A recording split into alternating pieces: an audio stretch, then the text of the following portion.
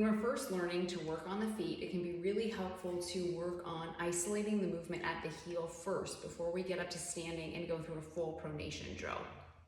So thinking about pressure shifts in the heel from the lateral or outside to the medial heel. So I'm going to find that bony part on the outside of my heel, as well as that kind of point right before the arch is kind of about to start. I'm going to place my fingers right on the outside and right on the inside. And what I'm going to think about is in this half kneeling position, I'm just going to allow myself to come to that negative shin angle, and I'm going to find that outside edge of the heel. I want to make sure my toes don't lift off. If I need to, I can place something underneath the toes so they can relax into them. And I can even take, if I don't want to use my fingers, I can take a mini band, place it on the outside edge, and then place another mini band kind of on the inside edge of that heel. And essentially I'm using that just as a reference point for when I go through these pressure shifts.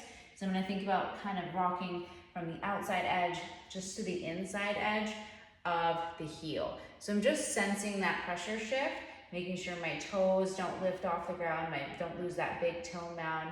And we're just thinking about the heel movement, okay?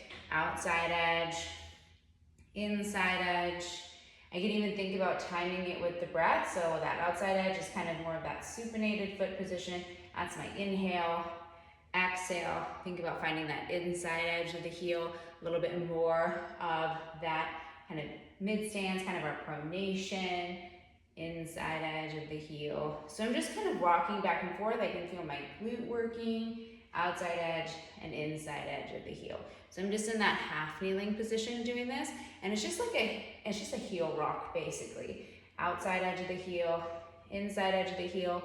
I'm just thinking about inhale back, exhale forward. So as we're learning movement at the foot, we can first start with unlocking movement side to side at the heel bone before we progress to more of our standing pronation drills. Once again, you can use your finger, then inside edge, outside edge. So I just kind of feel that kind of pressure into my finger as I go back and forth. Inhale and exhale.